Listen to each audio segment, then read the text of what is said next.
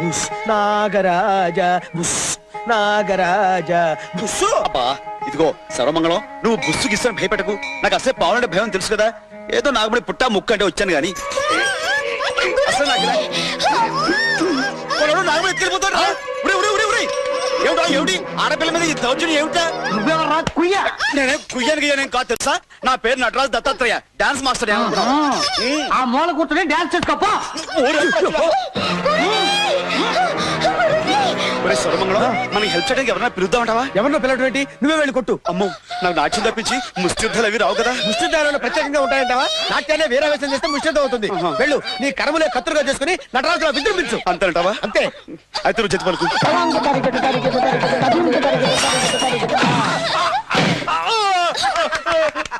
భలే తన్నేలే, దెబ్బతో తెక్క కుదిరింది.